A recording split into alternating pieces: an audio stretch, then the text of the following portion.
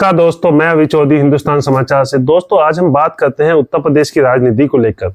उत्तर प्रदेश की राजनीति में पिछले कुछ दिनों से जिस प्रकार की उठक पटक चल रही है, ये कहें कि भारतीय जनता पार्टी दो खेमों में बढ़ती हुई नजर आ रही है। उसी विषय पे हम बात करेंगे आज जाने माने किसान नेता हरेंद्र ताऊ जी से। ताऊ जी, उत्तर प्रदेश के अंदर सब कुछ अच्छा नहीं चल रहा है, आप कैसे देखते हैं? ये तो हम बहुत पहले से कह रहे हैं, देश में अच्छा, उत्तर प्रदेश नहीं पूरे देश में ही अच्छा नहीं चल रहा, और उसी के लिए देश की जनता सड़कों पे आती है और उसी के लिए सारी लड़ाइयां चल रही हैं। चाहे किसान हो, चाहे मजदूर हो, चाहे युवा हो, चाहे महिलाएं हो, चाहे कर्मचारी हो, व्यापारी हो, सैनिक हो, सब लोग सड़कों पर हैं। जैसे कि आप देख ही रहे हैं कि गडकरी और मोदी जी के भी संबंध अच्छे नहीं है। उत्तर प्रदेश में बात करते हैं तो केशव प्रसाद मौर्य और योगी आदित्यनाथ जी के भी संबंध अच्छे नहीं है। यहां तक उत्तर प्रदेश के अंदर तो स्थिति बिगड़ गई है कि केशव प्रसाद मौर्य जी किसी भी कैबिनेट मीटिंग में नहीं जा रहे हैं। अयोध्या में दीप उत्सव होता है, एक वर्ल्ड रिकॉर्ड बनता है, लेकिन केशव प्रसाद मौर्य जी उस चीज पर मौन है।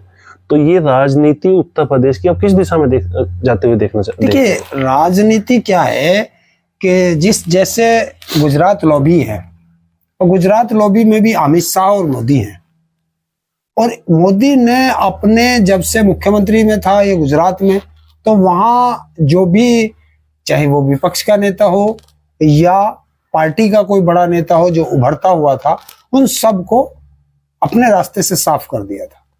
जब से ये केंद्र में आए हैं तो ये जो भी इनका कंपटीटर बनने के करीब की तरफ आता है, जो भी बीजेपी में छत्रप थे प्रदेश स्तर के, उन सबको इन्होंने किनारे लगा दिया है। अब एक ही छत्रप बचा है, उसका नाम है योगी आदित्यनाथ। तो अब योगी आदित्यनाथ उनका कंपटीटर है। ये तो आपने सही कहा कि उन्हें कंपटीशन में अगर देखा जाए तो योगी आदित्यनाथ है, क्योंकि कुछ विशेषज्ञों का मानना है कि शिवराज मामा नहीं है जिसको मोदी जी हटा देंगे, ये वसुंधरा राजे नहीं है जिसको मोदी जी हटा देंगे, या ये कोई और छोटा ऐसा नेता नहीं है जिसको हटा देंगे, क्योंकि योगी जी अपने आप में एक ब्रांड है। तो इस ब्रांड को अमित शाह जी की जो एक लॉबी है, एक या सेंटर की एक लॉबी है, वो कहीं ना कहीं हटाना चाह रही है। इस बार केशव प्रसाद मौर्य जी को मुख्यमंत्री के तौर पर प्रोजेक्ट कर दे। इस सब चीजों को आप किस तरह से देखते हैं कि क्या योगी जी को प्रमोट करना चाहते हैं या केशव जी को प्रमोट करके मुख्यमंत्री बनाना चाहते हैं, या योगी जी उन लोगों की सुन नहीं रहे हैं? जब अभी आपको पूरी जानकारी नहीं है, उत्तर प्रदेश की राजनीति में बड़ा रंग आ रहा है। यही जानने में केशव प्रसाद मौर्य तो एक मोहरा है जी, उसको वो मुख्यमंत्री नहीं बनेगा। वो अमित शाह की पसंद हो सकता है, मोदी की पसंद नहीं है। मोदी की पसंद एक तीसरा है जी, बिल्कुल बिल्कुल। उसका नाम है पंकज चौधरी जी। 6 बार से वो सांसद रहे हैं, उद्योगपति भी है और मीडिया से वो दूर रहता है और वो किसी उसमें नहीं आता। तो ये मोदी की पसंद है।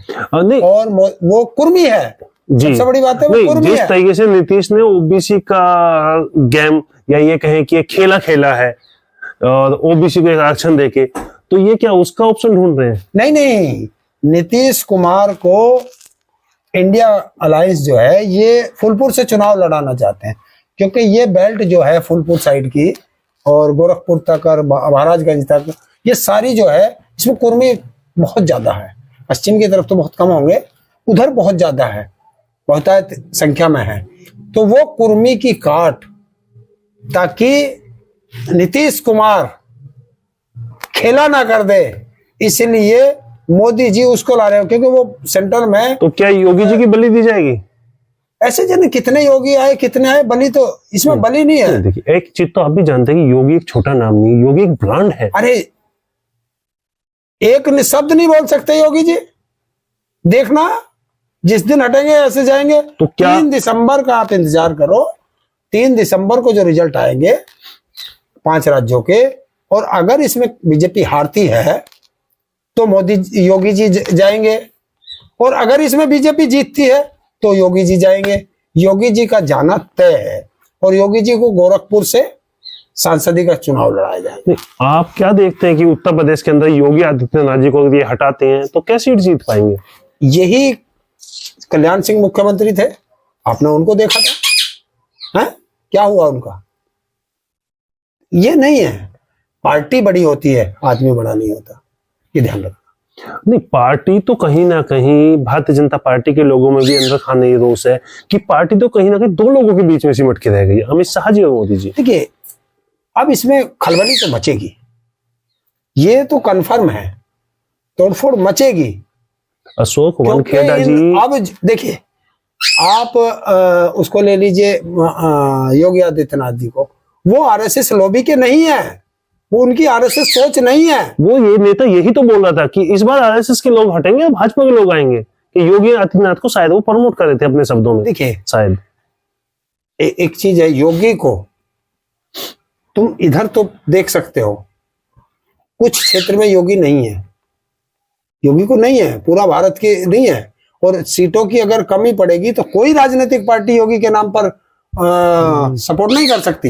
इंटरनल कहीं ना कहीं सेंट्रल के लीडरों में नितिन गडकरी जो एक कहीं ना कहीं विकास पुरुष माने जा रहे हैं फिलहाल की 10 साल के सत्कार में, अगर सबसे अच्छा कोई विकास पुरुष चेहरा माना जाए तो वो नितिन गडकरी माना जा रहा है। ठीक है, वो कहीं ना कहीं योगी जी के साथ है।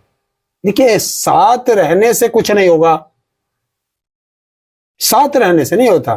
क्या देश, छवि तुम्हारी अच्छी है, भले ही तुम मेरे साथ लग जाओ, मेरी छवि खराब है तो तुम मेरे साथ लग जाओगे, मेरी छवि ठीक हो जाएगी, तो मेरे साथ आने से तुम्हारी भी छवि खराब हो जाएगी। क्या ये होता है। क्या देश, राजनीति अलग तरह से चलती है, सामाजिक व्यवस्था अलग तरीके से चलती है। नहीं, क्या देश भाजपा को दो फाड़ों में बढ़ता हुआ देखेगा? दो नहीं है, कई फाड़ों में, कई। 2024 का मेरा एक आपसे अंतिम सवाल है, आप योगी और मोदी को की जोड़ी को किस तरीके से देखते हैं? क्या ये अलग होगी या साथ रहेगी, और साथ रहेगी तो किस तरीके से चुनाव को अपने आप को आगे बढ़ा पाएंगे? देखिए, ये कितना भी कर लें, इनके पास अपना डिलीवर्ड दिखाने के लिए कुछ नहीं है।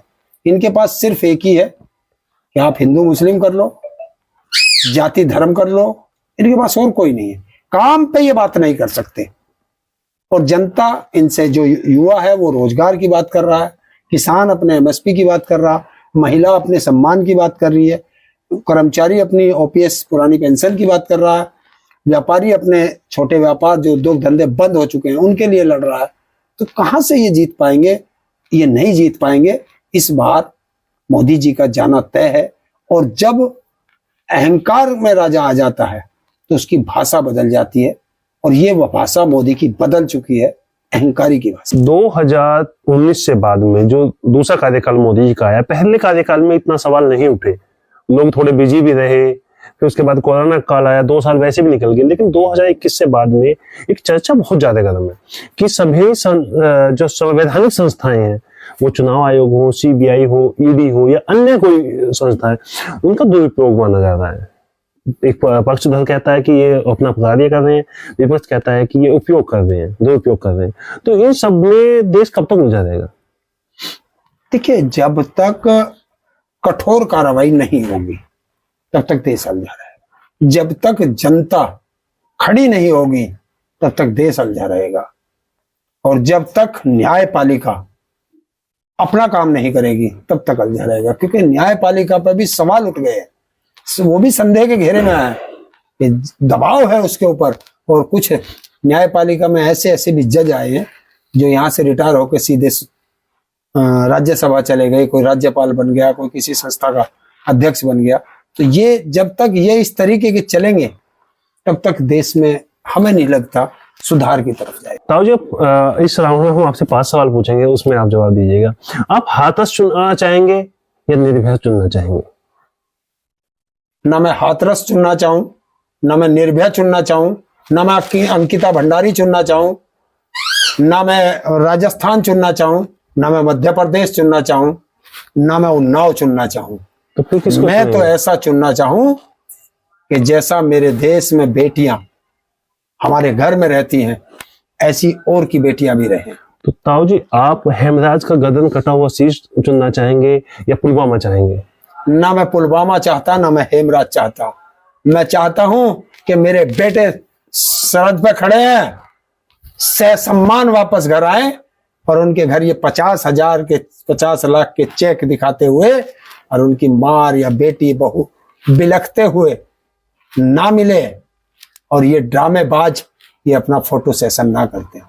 ताऊ जी, आपसे मेरा तीसरा सवाल है, आप गाजीपुर पे मरते हुए किसान देखना चाहेंगे या कर्जे के बोझ में लटके हुए फांसी पे किसान देखना चाहेंगे? ना मैं गाजीपुर पे अपना किसान मरता हुआ देखता हूँ, ना मैं लखीमपुर खीरी में सत्ता के दलालों द्वारा हत्या करता हुआ अपना किसान देखता हूँ, ना मैं फांसी पे लटकता हुआ किसान देखता हूँ। मैं अपने किसान को, खुशहाल किसान को खेत में देखना चाहता हूँ। तो मेरा आपसे चौथा सवाल है कि रामलीला ग्राउंड में जो ओपीएस कर्मचारियों का आंदोलन आपने देखा, आप वो देखना चाहेंगे, या जो पिछले कांग्रेस के टाइम से भी आंदोलन चला रहा है वो देखना चाहेंगे? मैं देश में आंदोलन नहीं देखना चाहता, लेकिन ये सरकारें नालायक हैं, ये आंदोलन कराना ही चाहती हैं, देश की जनता को बरगलाना चाहती हैं। मैं ऐसा देश देखना चाहता हूं जहां कर्मचारी अपना काम करता हो, किसान खेत में हो, सीमा पर जवान हो, और व्यापारी अपना व्यापार करता हो, और बेटियां और हमारे बच्चे स्कूलों में पढ़ते हो और बड़ी बड़ी डिग्रियां लेके अच्छे अच्छे पदों पर जाते हो। मैं वो भारत देखना चाहता हूँ। ताऊ मेरा आपसे अंतिम और पांचवा सवाल है, क्या देश 2024 में राजस्थान में जो दलित युवा की मूंछ कटी गई, या घड़े से पानी पीने पर हत्या कर दी गई, या गुजरात में चप्पल चटवाई गई दलित युवा को, कौन से देश को देखना चाहेंगे 2024 में? ये सवाल का जवाब देश का प्रधानमंत्री मोदी दे तो अच्छा है, क्योंकि जो ये लोग दलितों के घर जाकर के खाने का ड्रामा करते हैं कि खाना बाजार से आता है, बर्तन बाजार से आते हैं, और दलित के घर जो बिछाया जाता है कपड़ा वो भी बाहर से आता है, और वहां बैठ के खा करके, और दलित का हाथ तक नहीं लगता उसमें, और कहते हैं हम दलित के घर भोजन करके आए हैं। तो मैं ऐसा नहीं देखना चाहता। मैं वहां देखना चाहता हूं कि जिस तरीके से गुरुद्वारे के अंदर लंगर छका जाता है कि वहां सभी एक लाइन में बैठे होते हैं, वहां देश का राजा हो या रंक हो, वहां ना ये तो ये पूछते कि आप एससी हैं, एसटी हैं, ओबीसी हैं, माइनॉरिटी हैं, स्वर्ण है, कौन है, आप अमीर हैं, गरीब हैं, आप आइए, गुरु का लंगर छकिए और अपने घर को जाइए। ऐसा देश देखना चाहता हूं कि जिस तरीके से गुरुद्वारे के अंदर आप बैठ करके लंगर छकते हो एक साथ, तो पूरे देश में भी ऐसा ही माहौल हो कि सब लोग भाईचारे से एक साथ रहें, और कोई हत्या, अपहरण, डकैती, लूट, बलात्कार ऐसी घटनाएं ना हो, ऐसा भारत हो। ताऊ जी, मैंने आपसे 5 सवाल पूछे, 5 सवालों में मैंने कुछ इस तरीके का मिश्रण बनाया कि कांग्रेस के राज के भी सवाल थे और भाजपा के राज के भी सवाल थे। तो 2024 में देश अब कांग्रेस को देखना चाहेगा या भाजपा को देखना चाहेगा? देखिए, ये देश जो है जुमलों से नहीं चलेगा, देश में काम करना पड़ेगा। 2024 का चुनाव एक निर्णायक चुनाव होगा, और वो निर्णायक चुनाव देश में जो संविधान को बचाने का चुनाव होगा, देश को में लोकतंत्र बचाने का चुनाव होगा, किसानों की एमएसपी पर चुनाव होगा, महिलाओं के सम्मान पर चुनाव होगा, पुराने कर्मचारियों की पेंशन पर चुनाव होगा, युवाओं के रोजगार पर चुनाव होगा, सेना में वो कौन सी अभी आई है 4 साल वाली अग्निवीर पर चुनाव होगा, और व्यापारियों का अपने व्यापार को बचाते हुए पर चुनाव होगा, और इस बार बीजेपी को घर वापसी का चुनाव होगा। दोस्तों, हमारे साथ थे हरिंदर ताऊ जी, जिनका मोदी योगी जी की जोड़ी को लेकर कहना है कि ये तो बहुत लंबे समय से चल रहा था, अब हम लोगों को भी देखना है, आप लोगों को भी देखना है। आप अपनी राय कमेंट में बताना, क्या मोदी योगी जी की जोड़ी इस बार टूटेगी? क्या उत्तर प्रदेश के अंदर भाजपा 2 खानों में बढ़ती हुई नजर जो आ रही है, क्या बढ़ पाएगी, या एक मजबूती के साथ 2024 में भाजपा चुनाव लड़ेगी? 2024 में इंडिया गठबंधन आएगा या एनडीए गठबंधन आएगा? देखते रहिए हिंदुस्तान समाचार। मैं अभी चौधरी, नमस्कार।